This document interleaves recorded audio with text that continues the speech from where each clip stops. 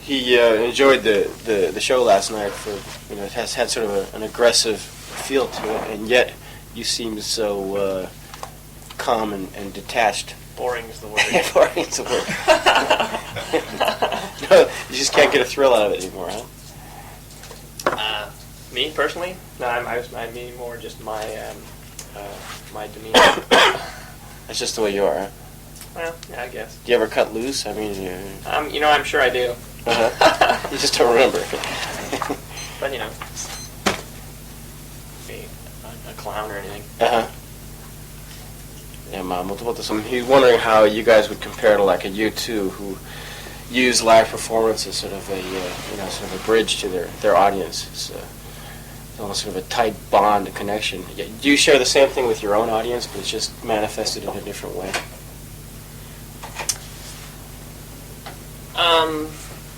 I really don't know, to tell you the truth. Never put any thought into it whatsoever. I mean, I'm not really sure if I understand the question, to tell you the truth. Well, it says that maybe they see, like when you two live seem to be trying to reach out and like touch every individual member, but in your case maybe it's not quite the same thing. You don't sort of it's not quite as dedicated to the idea of communicating with each individual person, or is it? And he just doesn't see it. Well, like you said, he saw you as sort of a detached. I don't know if I see it so much in U2, but we toured with U2 in the States and played these big, gigantic, huge monster Yankee Stadium. Was that right? Yeah, that was kind of neat actually, playing Yankee Stadium. But and they pulled it off very well. There's very few bands I think that can play that huge of a venue, and really, they had the whole Zoo TV thing going, and they did a great job at it. Of course, when we did that venue, it seemed awkward to us. Really? It was like being in a goldfish bowl. Yeah. There are zillions of people, and I like the intimacy of smaller venues. Obviously, playing here in Japan, we're playing extremely small venues compared to what we play at home. Generally, we play like 1,000 to 2,000 seat theaters.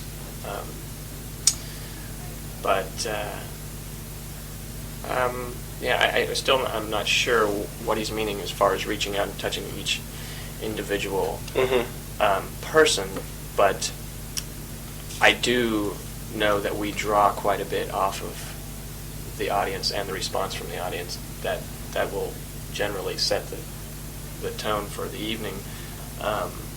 And smaller venues, you have a better opportunity to sort of get right in there and sweat with everybody. You know what I mean? Yeah. Well, fishbowl effect. Yeah. Well, I wanted to ask you about your little, you intersperse little phrases from other bands in your music, like there'll be a little piece from Metallica or Crimson or Ministry. Is that sort of paying homage to those bands, or what exactly do you have in mind by doing that type of thing? It's mainly to break up the boredom for us. It's always exciting to throw in little schmiglets of different things from different people. Little schmiglets? We just, translate that one. Like the Crimson thing, we just started doing that recently because it's just such a great riff, Which riff is that? Thelahun Dingi. Thelahun Dingi.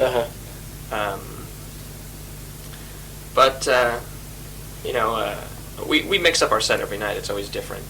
But it's even more exciting to throw in, bits of Residence, or, we do the Ministry thing and Metallica or whatever. And I guess to an extent it would be just by playing it, it's paying some sort of homage to at least the riff, because we wouldn't play it if we didn't enjoy it. But it's mainly just to kind of keep things exciting.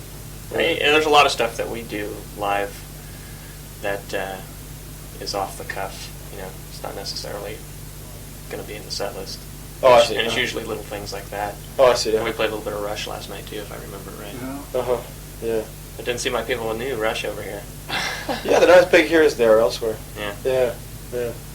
I was wondering if there isn't some sort of a thread that runs through, a consistent thread that runs through your selection of the Schmiglets or the songs you choose to cover. Like, I guess you've done stuff by Peter Gabriel, or did a little thing from Peter Gabriel or something from XTC. We did an EP that had 5 or 6 cover tunes on it. Oh, Gabriel too. Okay, yeah. Pink Floyd song.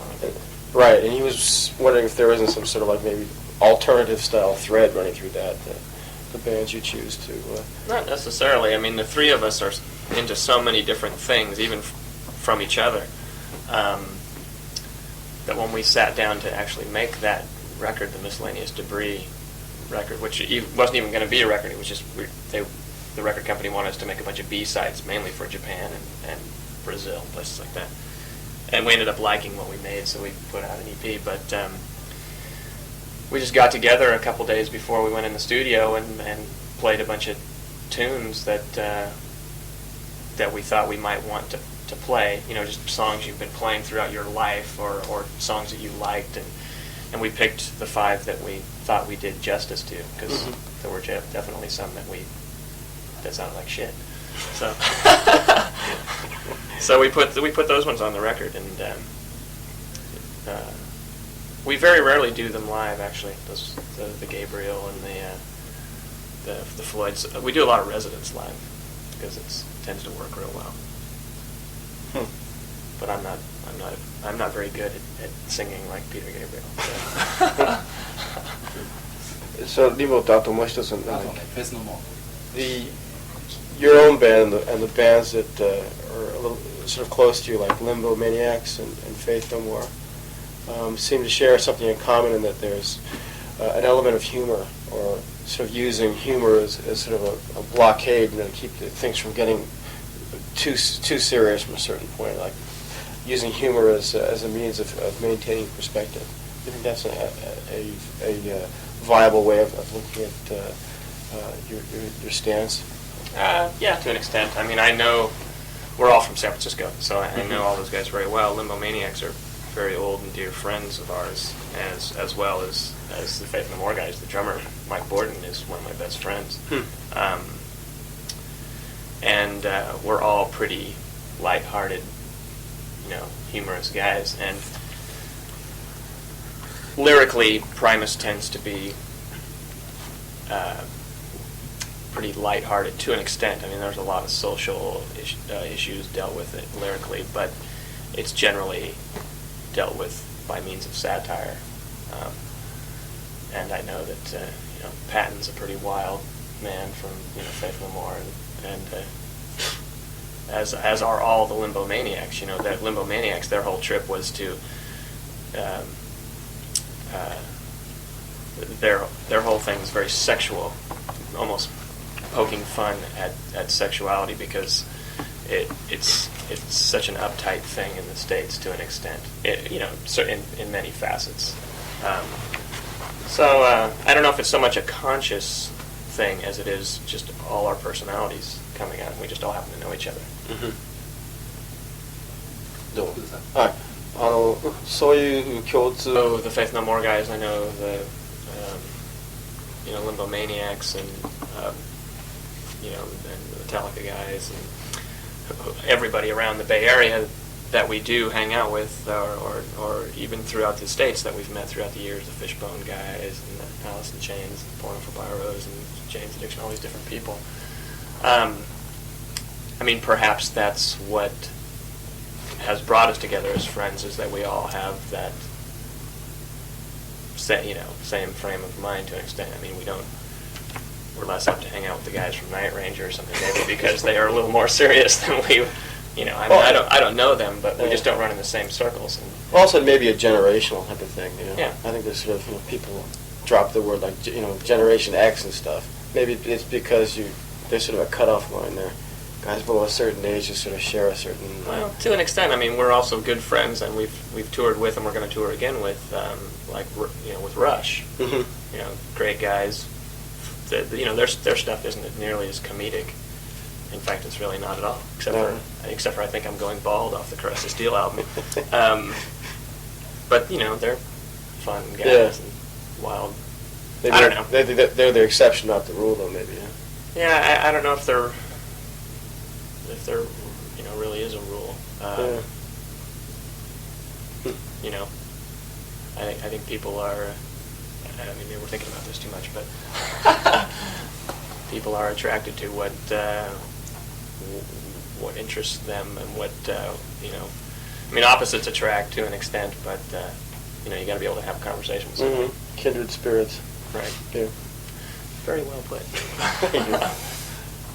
This sort of overlaps with what we were talking about, but at the same time, you have contemporaries in the person of, say, Kurt Cobain, who strikes our interviewer here, Mr. Tanaka, as a bit overly serious, in that he seems to sort of express this kind of a self-hatred type of vibe, saying stuff like, rape me, and it gets a bit heavy-handed. Is that something you can identify with? Do you think he's cut from a different... Well,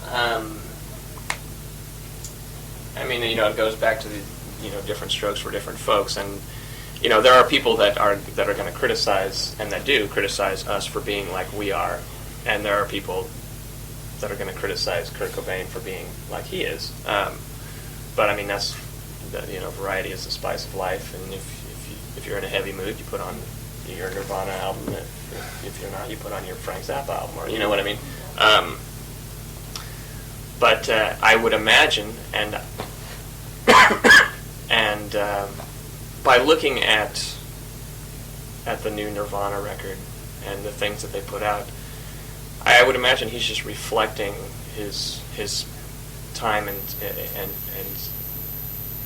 space. His feelings at this point in his life and in his career. I'm sure Nirvana, by being blasted into this huge position that they suddenly were with that last album, that there was a lot of positive press, but there were a lot of stones being cast. It's always fun to cast stones at the big giant. And I'm sure it has affected him and is going to affect his writing. And I would imagine, I'm not as familiar with the lyrics on the new album as he might be, but a song like "Rape Me," just by knowing where they're at and hearing the title, but yet not really being familiar with the lyrics, I would imagine that it might be reflective of what of a lot of the stone throwing that goes along with being a giant. He's had some turbulent times with his love life, being brought out into the arena, and as well as his his drug problems or what have you. And it's just what experience I've had with that, which is not his is 100-fold. It's a strange position to be in the public eye. Right. There's a lot. I would imagine he's doing a lot of soul searching and introspection. So he's pretty much the same as the rest of us. He's just reacting to his own particular situation. He's venting his thoughts and his feelings through his creativity. Mm-hmm. This is his avenue. Yeah.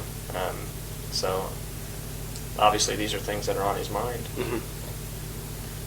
Some people go out and smash people's faces in.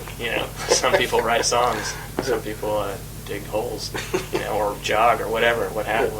Whatever your release is. Right. I think you would assume the same approach were you placed in the same circumstances. I really don't know. I mean, like my whole life, just my personality, I've always been a very satirical person, which is part of my upbringing. I had those type of relatives, that vented themselves through humor. But who knows? I mean, if my father were hit by a truck, or my girlfriend left me, or my house burned down, or there was some tragedy in my life, perhaps I would write a grimmer piece of of music. Mm-hmm. I have written. Our last record, there was a song on there about a friend of mine that hung himself. So, I think, not everybody does this. There are a lot of people out there that write for the sake of making money or whatever they think is going to sell or whatever. And then there are people that write what's going on in their lives, and then there are people that write, about flowers and Kleenex boxes or whatever. Everybody has their way of doing things. Some is more true to what they're feeling. I don't know. Maybe I'm wavering, but I tend to write for what's going on that time of my life, and I would imagine that that's what Kurt Cobain has done on this last record. It appears to me, just from the bit of the albums that I've heard, I think it's great, actually. Not to harp on the Nirvana thing, but they were in a position where they're this huge band. Everybody's waiting for this next record to come out. They could have easily put out another record just like Nevermind, or they could have put out anything poppy to just sell zillions of records. But they didn't. They put out a record that in many ways is disturbing. They made a video that if we were to make that video, MTV wouldn't play it. And I'm not whining or complaining. I think it's great that they did that, and they've pushed the parameters so that the rest of us, we need people to push the parameters and take advantage of a situation like that to be adventurous and rebellious, and hopefully open doors for other people to come out and be more themselves, as opposed to being somebody that Coca-Cola wants them to be, or Nike, or whoever. So they rose to the occasion. I think they did. I think it's a great record. I don't think they copped out or sold out. Okay. And I'm not a huge Nirvana fan. So. わかりました。またちょっと他の Primus, fine. Keep on bombarding you with names of other individuals and bands and stuff. But for example, in the case of Mike Patton from Faith No More, sort of admits being an eccentric, or the band plays up their role as eccentrics. And it's their way of saying that there's an eccentric in all of us, and sort of celebrating maybe a dark side or a negative side of human behavior. Is there a dark side or a negative side to Primus? Do you guys celebrate that side of humanity at all? I don't know if I would call it a dark side, and I don't even know if I would call what Patton's doing a dark element. I see Patton as this guy who was instantly thrust into this position of scrutiny. He hopped into a band that was very popular.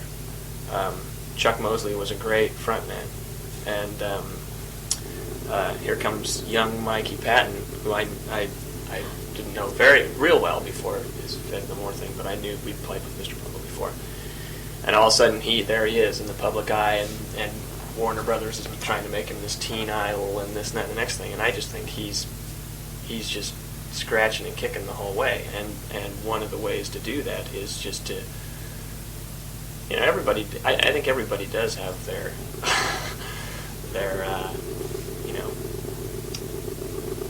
their wacky side to them, or a side that only certain people see, or a side that you only see when you're in the shower, singing or whatever the hell you do in the closet. Everybody has something, and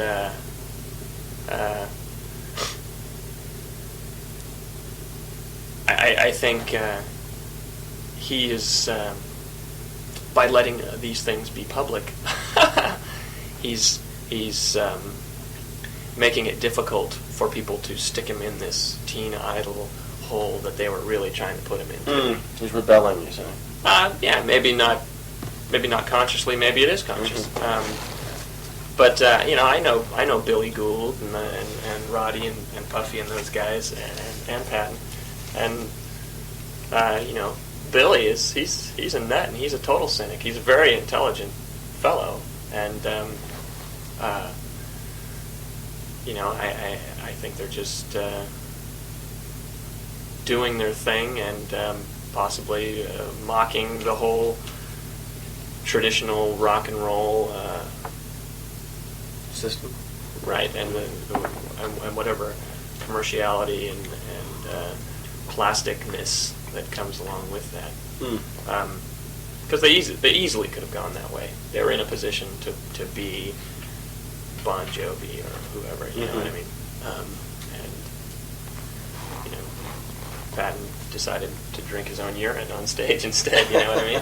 And that's not something that Bon Jovi would do. A significant gesture.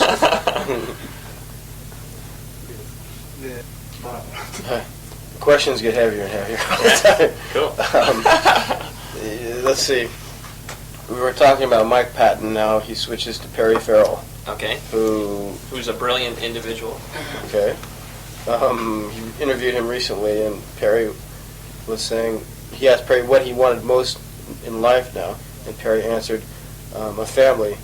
He wanted to learn how to develop with his own woman and children. That was the answer to the question, which struck him as very unusual, because knowing about Perry from the days of Jane's Addiction, he didn't seem exactly like the family, the nurturing family type. But he was just also noting at the same time that people who are put in that position is sort of, they're kind of pigeonholed as being on the cutting edge of their generation or whatever, like a Patton or a Perry Farrell. They try to escape from that in their own way. They try to get out of it or rebel.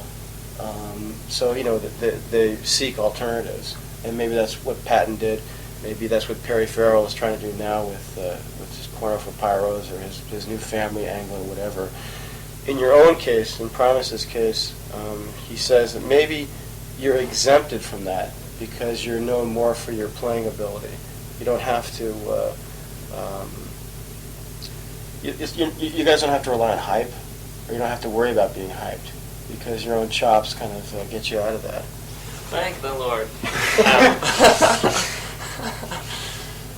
Yeah, I don't know. I mean, I've seen Perry recently hanging out with his girlfriend and a child, which I would assume is either hers or somebody in the family's, and and I know Patton is. He either just got married or is getting married soon. I can't remember. Maybe I should be telling these things. Record companies get mad. The whole Beatles thing. John Lennon wasn't supposed to be married. But I mean, we're all human beings. We're all going to get to an extent, we're all going to get the paternal urges. I have them. I'm 30 years old. Perry's 33 or 34 or whatever he is.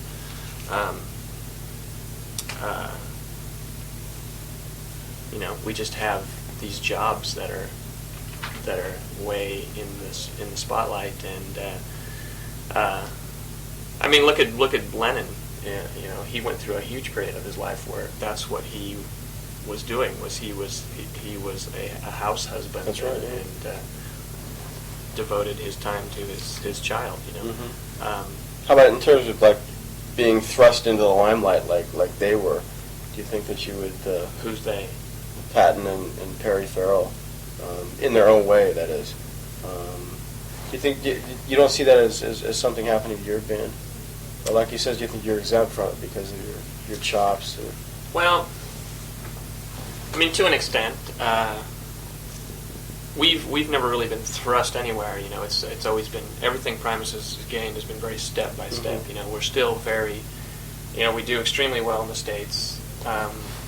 We do fairly well in Europe, and I guess we're doing fairly well here. but we're still pretty cultish. Yeah.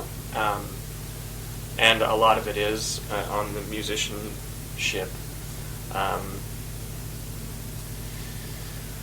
I'm definitely not the spokesman for any type of fashion or new ideals of the 90s as perhaps Perry is.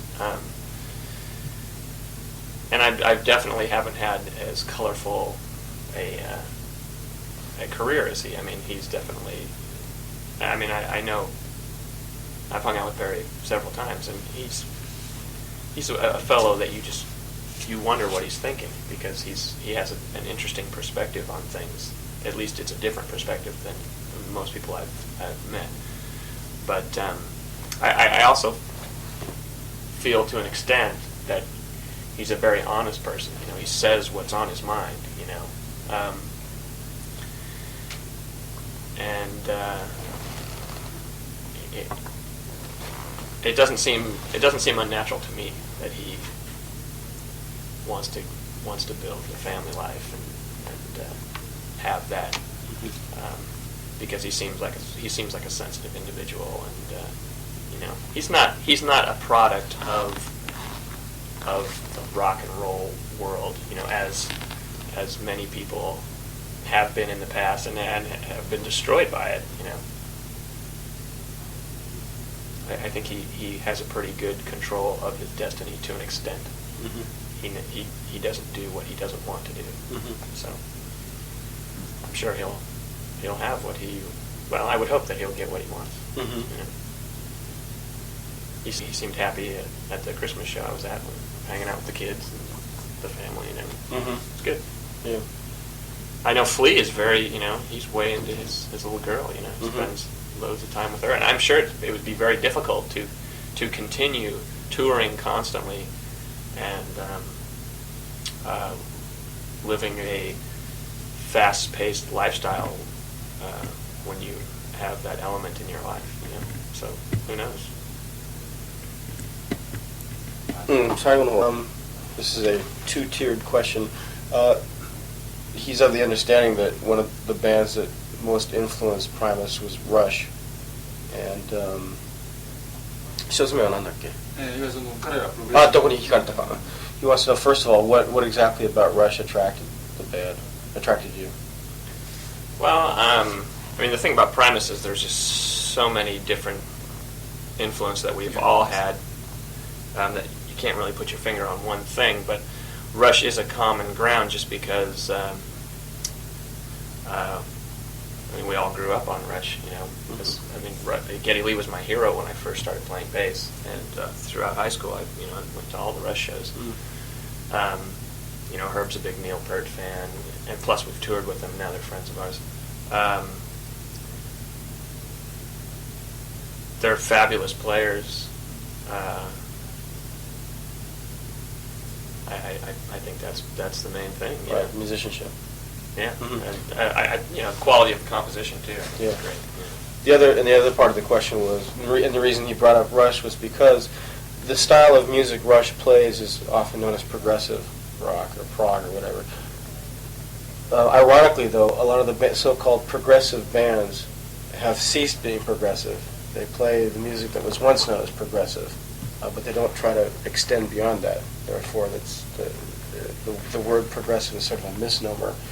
But he thinks that Primus is a band that sort of has actually carried out this concept, or remained faithful to this concept of being progressive, extending the boundaries.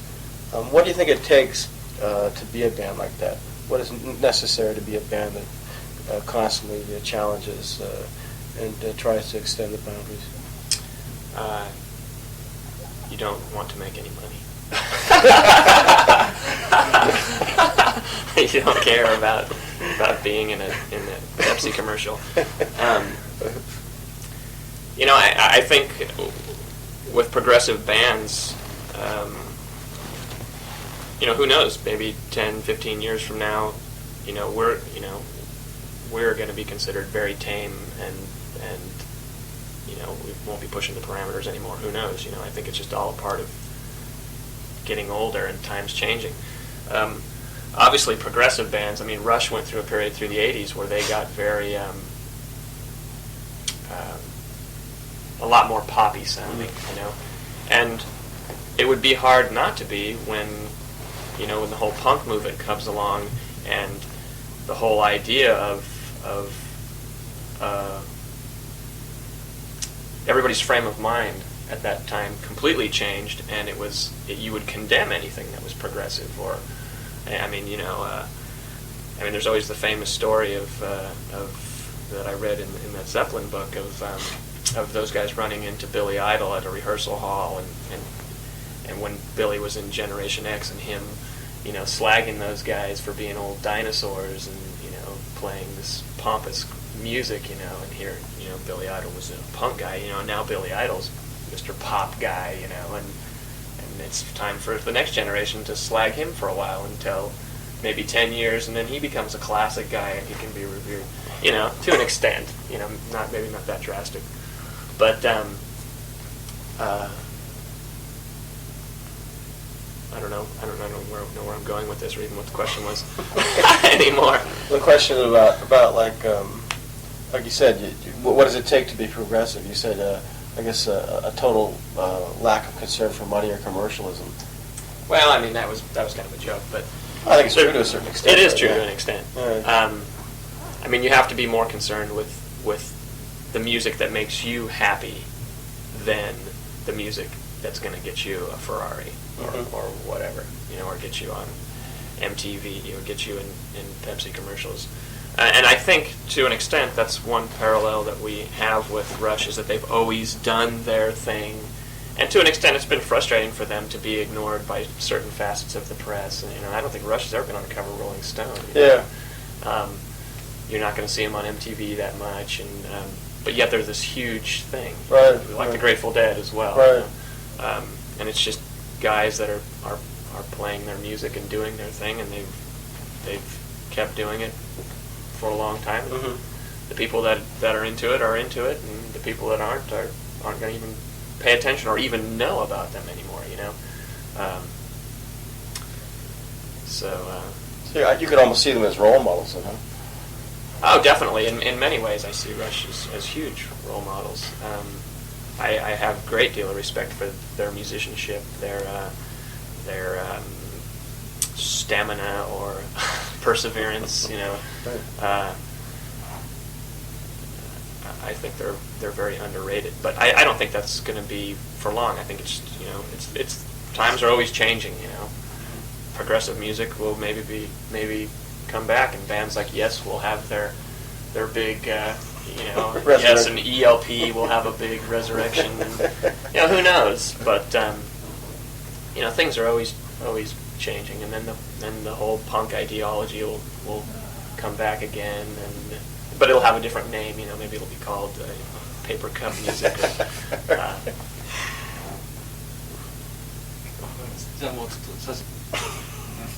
So there was the last question, and it's a bit off the wall, but there was like a Japanese teenage girl who saw the cover of Pork Soda, and said this is disgusting. What sort of message would you have for the type of person who just sort of rejects from the very outset what Primus is about? I mean, you're just not interested in those sort of people. You're not interested in convincing them about the quality of your music. Well, I mean, that's obviously somebody who's, judging a book by the cover and is probably narrow-minded and in many different things. Mm-hmm. You would find that in a, that's a bigot in many ways. Mm-hmm. And I would hope that people would come around. But I mean, that's the whole idea of Pork Soda is, I mean, those two words together just kind of make you go, what the hell? And it's a soft drink that has everything in it that nobody really wants these days. It's all the calories, all the cholesterol, meat, pork. It's not for everyone, and that's sort of what we were saying with this. And by having a cover like that, it's disgusting yet compelling. You know, I like putting our covers together, and even doing our videos, any visuals we do, things that don't necessarily say one thing, but invoke thought. You know, get people scratching their heads. What the hell are these guys thinking about? Whether it's in a positive way or, in her case, in a negative way. You know, at least you got a reaction. Yeah.